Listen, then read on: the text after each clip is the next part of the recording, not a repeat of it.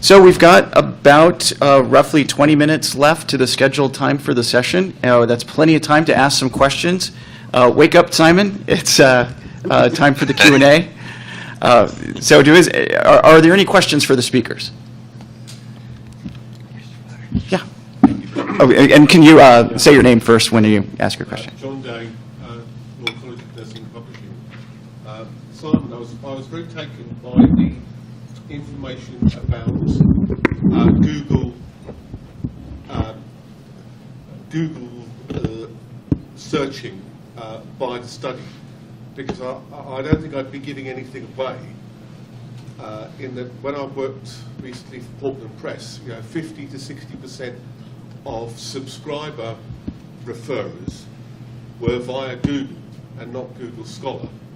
So I don't know what other publishers in the room, if they have experienced similar levels. And I just have you got any comments about how that sort of doesn't match with your research? Yeah, I do. That is always very interesting and striking, because before I did this research, I would also have said that most publishers tell me that most of their referrals come from Google rather than Google Scholar. And yet recently, I've met a few publishers that have told me that that situation has, to a degree for them at least, reversed, and they do get a very different picture between referrals for subscribers and non-subscribers. But what you're saying there then is that in your observation when you were at Portland at least was that you were getting, even for the subscribers, you were getting way more Google referrals than others.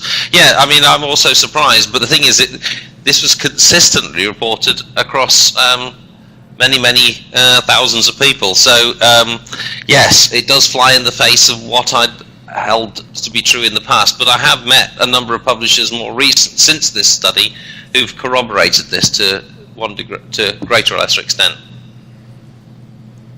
Yeah, thanks, John. That was a good question.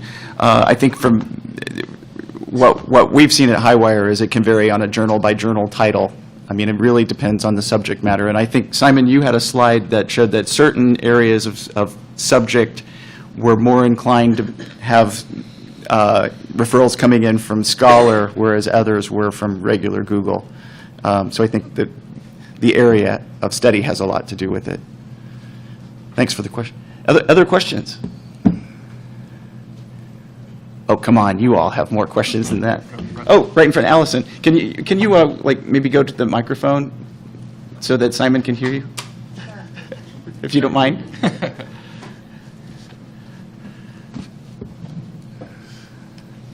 Hi, Allison Balin with Duke University Press. Alex, I was really interested to see what you're doing with Microsoft Academic and the notion of sort of serving a different segment of the scholarly searching community. And I'm wondering, we've all become very familiar with how Google and Google Scholar judges scholarly works and how it treats them. And I'm wondering if there's any differences in Microsoft Academic's approach to what you will and won't index and what you will and won't expose in search results. I don't know if I can speak to any differences necessarily, but we do have, I think I'll say we're similar in that we're obviously looking for automated approaches here. And one of the things that we do attempt to do that I think is a little bit different is that the sort of notion of creating an entity around a thing extends into the publication space. So whereas some publications might, or some indexers might treat a preprint on archive.org and the publisher's copy as two separate citing publications, we currently conflate those two together with different URLs underneath it. We don't yet have a taxonomy to say this is a preprint version or this is the author version. So in that respect, we're trying to canonicalize, I guess, the sort of the things in the index. We do have some heuristics around things that we aren't including right now. Like we tend to not include letters to the editor. But we're actually revisiting that because in a lot of domains, letters to the editor are very interesting aspects of the scholarly record. So, right now we are quite honestly, as we've taken this project over from the researchers, spending an inordinate amount of our effort right now trying to get more content in, and we're the bottleneck right now, and so we're actually rebuilding the service to be much more robust and much more scalable. And ask me those questions again in a few months when we've got caught up with the scholarly literature about what directions we have to go in after that.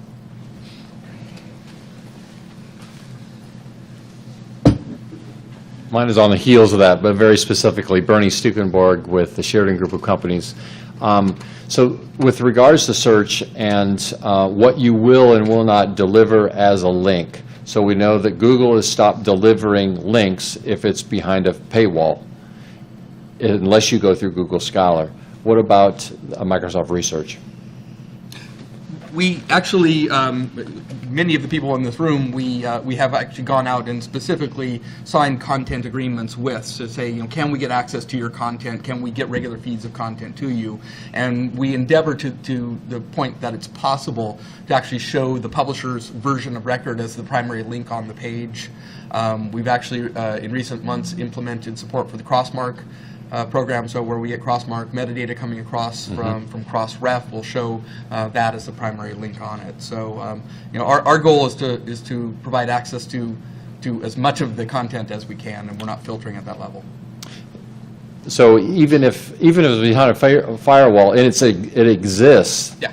you show it. Yeah. In fact, Well, not always in good ways, because we actually create entity records for things that we don't know where it exists. So part of the entity extraction process is if we've indexed a PDF, we will scrape all of the references in that paper. And so it's very easy for you to go to our site today and find a record for which we say we don't know if there's a copy on the web.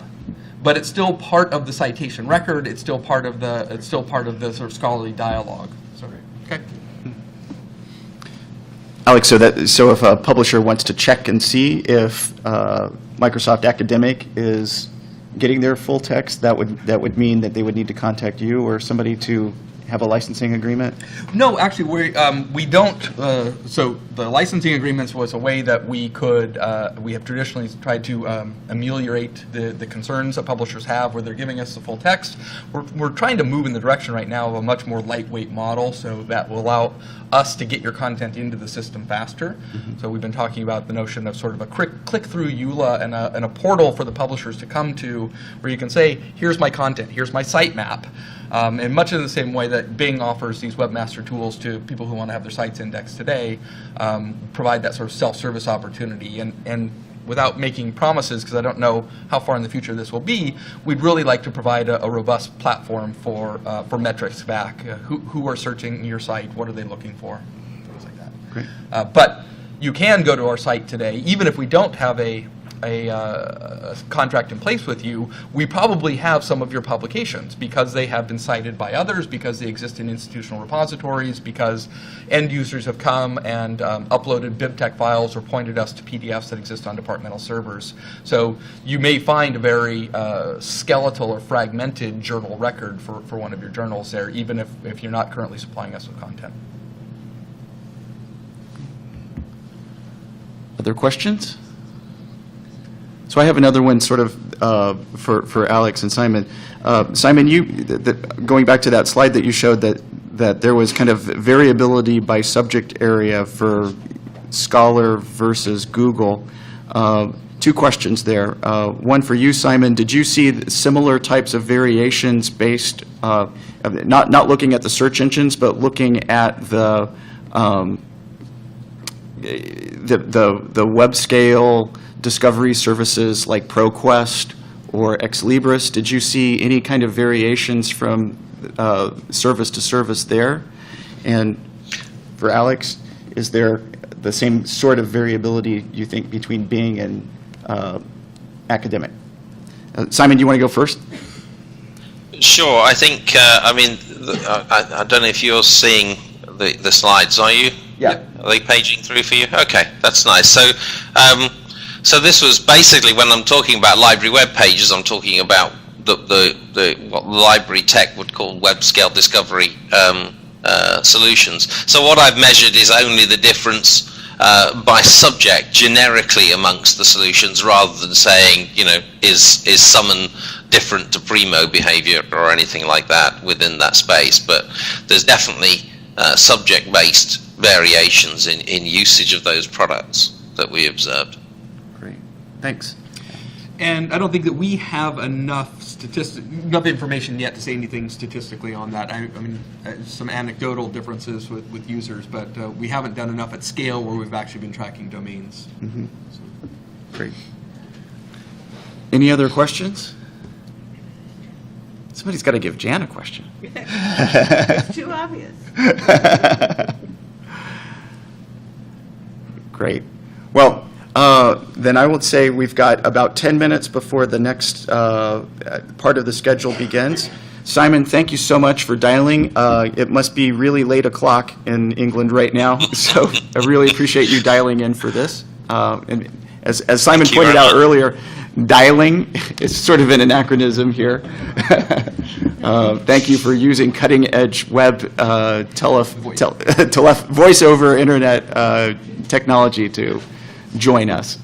I'd also like to thank Jan Peterson and Alex Wade for participating. I think that all the speakers did a great job, so I'd like to say one more time, thanks everybody.